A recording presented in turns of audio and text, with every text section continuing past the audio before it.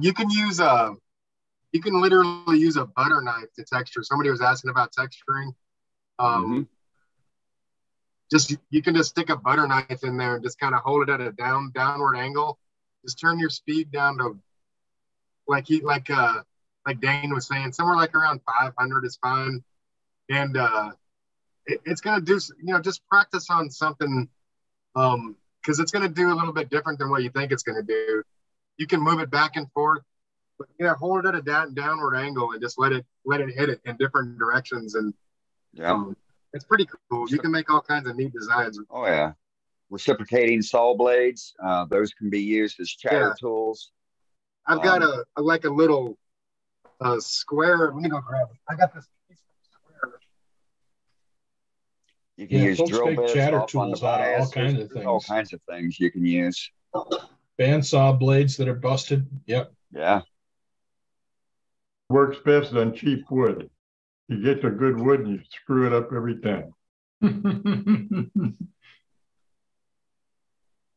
So, like a just make yourself a handle and then run it through your bandsaw, and you can take like one of these square piece that from a square, the pieces of metal, and Yeah. just kind of stick it down in there on either side, and then tighten it up on your tool handle that you made that you cut a little line in. Just tighten it up with one of these, and so then you've got a texture tool for damn near free.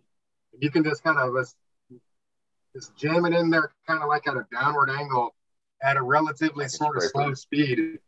Move it back and forth and turn it up a little bit or turn it down a little bit or use the point.